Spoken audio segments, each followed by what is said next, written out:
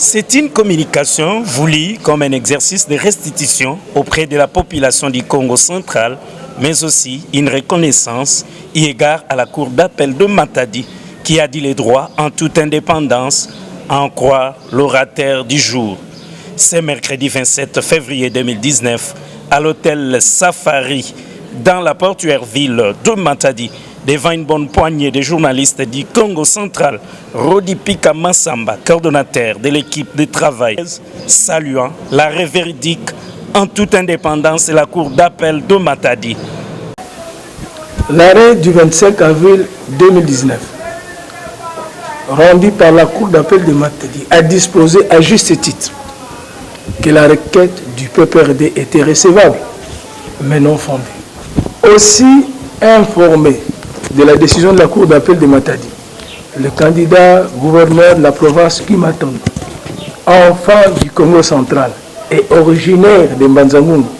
dans les cataractes, nous a demandé de transmettre ses remerciements le plus cordial au pouvoir judiciaire de notre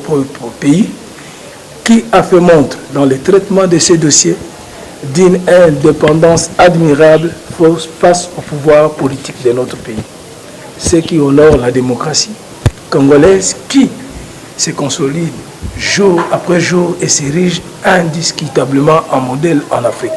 Tout en remerciant aussi la population du Congo central qui a motivé par de nombreux messages Matondo Kingolo a postulé comme candidat gouverneur pour l'élection du 26 mars 2019. Pika Massamba appelle au nom de son candidat, le député provincial, à faire avec lui l'homme du programme ambitieux pour le Congo central, VETER. Cédine, fils du Congo central, lance auprès des députés provinciaux des contacts interactifs afin que chacun d'eux lui soumette le chapelet des besoins de sa circonscription. Son Excellence Guy Maton a dûment demandé à ses collaborateurs de se déployer dans le recensement de toutes les promesses de campagne faites par chaque député provincial dans sa circonscription, afin d'intégrer ces données dans le programme qu'il aura à présenter